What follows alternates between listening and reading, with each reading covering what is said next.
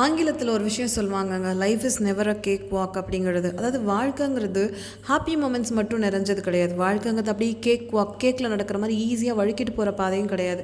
நீங்கள் பார்த்தீங்கன்னா நிறைய சவால்களும் சோதனைகளும் நிறைஞ்சது தாங்க இந்த வாழ்க்கை. அடிக்கடி விவேகானந்தர் சொல்வார், அதாவது வாழ்க்கை வந்து உங்களுக்கு ஒரே ஒரு சாக்லேட்டை கொடுத்துட்டு ஒரு 10 குத்து முகத்தில் விடும், திரும்ப ஒரு சாக்லேட் கொடுக்கும், திரும்ப ஒரு 10 குத்துன்னு சொல்வார். ஸோ இதனால தான் இதை கடந்து போகணும் அப்படின்னு சொல்லி யோகிஸும் ரிஷிஸும் நினைக்கிறாங்க. இப்போ நம்ம இன்டர்நெட்டில் எங்கே பார்த்தாலும் இந்த நெகிலிஸ்ட் பென்குயின் பற்றி தாங்க வருது. ஆக்சுவலாக கரெக்ட் ப்ரொனன்சியேஷனுங்கிறது நெய்லிஸ்ட் அப்படின்னு சொல்கிறாங்க. பட் நான் எனக்கு கம்ஃபர்டபுளாக இருக்கிறனால நெய்லிஸ்ட் பென்குயின் அப்படின்னே சொல்கிறேன். இது நம்ம இன்டர்நெட்டை திறந்தா, இன்ஸ்டா பார்த்தா, எதை பார்த்தாலும் நெகிலிஸ்ட் பென்குயின் தான்.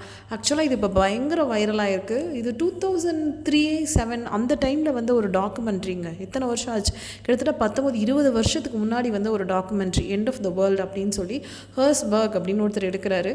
ஸோ அப்படி அவர் வந்து அந்த பென்குயின்ஸோட லைஃப்பை வந்து படமாக்குறப்போ அவர் ஆக்சிடென்டலாக தற்செயலாக எடுத்த ஒரு விஷயம் தான் இன்றைக்கி பயங்கரமாக வைரலாக இருக்குது.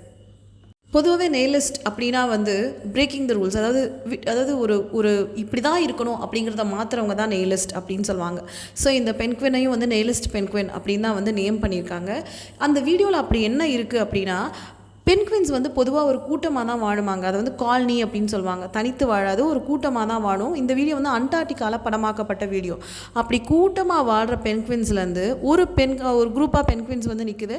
அதில் ஒரு பென்குயின் வந்து சென்டரில் நிற்குது. கொஞ்ச நேரம் யோசிக்கிற மாதிரி இருக்குது. யோசிச்சுட்டு அதுக்கப்புறம் இந்த மற்ற பென்குயின்ஸ்லாம் வேறு டைரெக்ஷனில் போகுது. இந்த பென்குயின் மட்டும் வேறு ஒரு டைரெக்ஷனில் போக ஆரம்பிக்குதுன்னா கிட்டத்தட்ட 70 கிலோமீட்டர் தனியாக நடக்க ஆரம்பிக்குது. எதை நோக்கினா மலைகளை நோக்கி நடக்குது.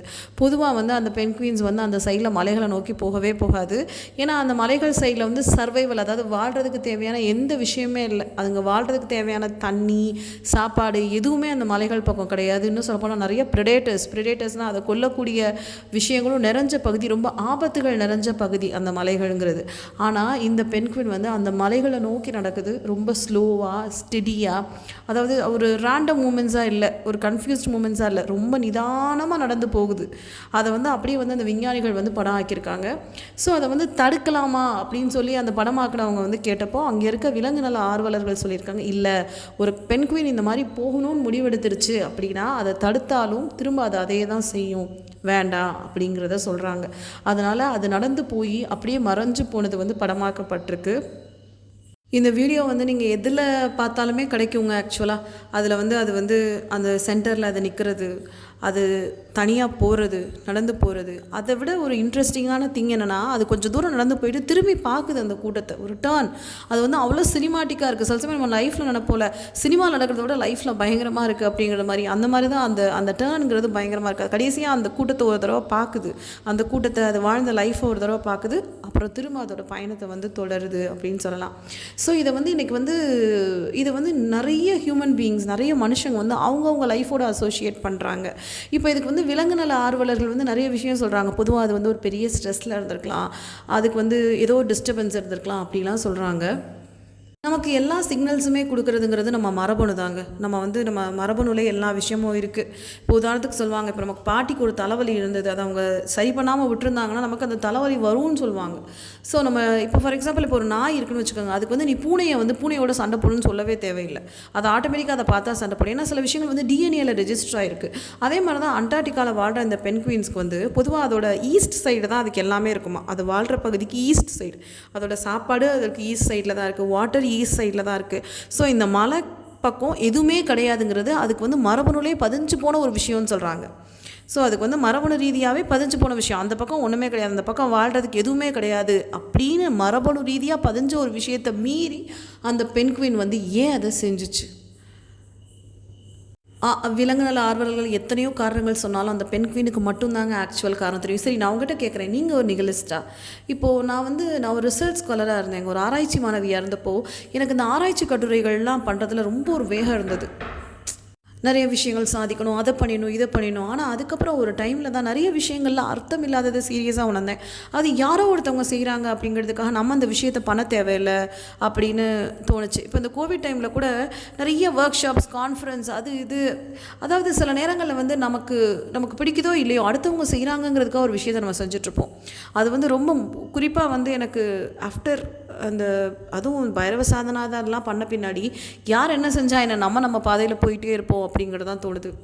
அதாவது அவங்க செய்கிறாங்க இவங்க செய்கிறாங்க அப்படின்றதுக்காக நம்ம ஒரு விஷயத்த வலுக்கட்டாயமாக செய்யணும்னு தேவையில்லை அப்படிங்கிறதுக்கான ஒரு மெசேஜாக தான் வந்து இந்த பெண் குயின் கிட்டேருந்து நான் பார்க்குறேன். இதை வந்து அது போச்சு, தற்கொலை பண்ணிக்கிச்சு அப்படிங்கிற ஒரு நெகட்டிவ் கனோட்டேஷன்லேயே நான் பார்க்கல. Standing out from the crowd, sometimes standing out from the crowd is better. எல்லாரும் செய்கிறாங்கங்கிறதுக்காக ஒரு விஷயத்தை நம்ம கண்மூடித்தனமாக ஃபாலோ பண்ண தேவையில்லை. நமக்கு அது சரியாக வரல, செட் ஆகலை அப்படின்னு நம்ம தனியாக தாராளமாக போகலாம். ஏன்னா இங்கே ஒவ்வொருத்தரும் ஒவ்வொரு மென்டல் மேக்கப்பில் தான் இருக்கும். அது மென்டல் மேக்கப்னால் ஒவ்வொருத்தரோட மனசும் வேறு வேறு மாதிரி. ஸோ அதுக்கப்புறம் வந்து இந்த பென்குயின் வந்து இறந்துடுச்சு, அதோட பாடி கிடச்சிருக்கு. அதாவது என்ன சொல்கிறாங்கன்னா, at the end he sous nothing. பார்த்திங்கன்னா அந்த 70 கிலோமீட்டர் பயணம், ரொம்ப அமைதியாக பொறுமையான அந்த பயணம், ஒரு அதாவது ஆன்மீக ரீதியாக ஒரு விஷயத்த சொல்லுவாங்க. யார் ஒருத்தன் எதுக்குமே ஆசைப்படலையோ, எதையுமே ஓன் பண்ணலையோ, அவன் எல்லாத்தையும் ஓன் பண்ணுறான்னு சொல்லுவாங்க. ஈ ஓன்ஸ் எவ்ரி திங். இப்போ சன்னியாசத்தை அதான் சொல்லுவாங்க. அவங்க வந்து எதுக்குமே ஆசைப்படுறதில்ல ஒரு சன்னியாசி.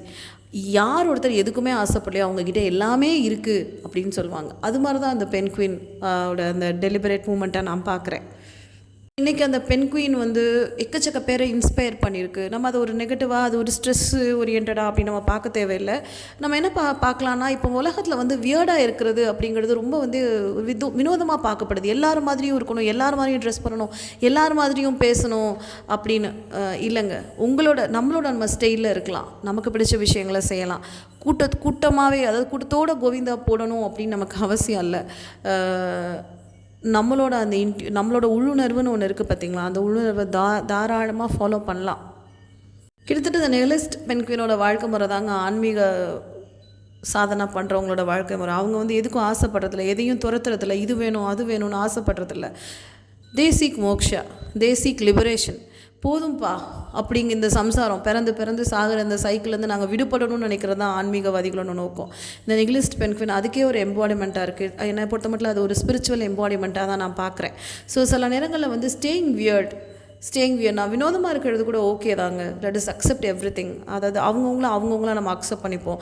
அதே மாதிரி நமக்கு பிடிச்ச விஷயங்களை செய்வோம். யாரோடையும் நம்ம போட்டி போடாமல் நமக்கு பிடிச்ச வகையில் நம்ம வாழ்க்கையை நம்ம வாழ்வோம். பிகாஸ் ஒவ்வொருத்தரோட வாழ்க்கை இங்கே ஒவ்வொரு டைரெக்ஷனில் போகுது.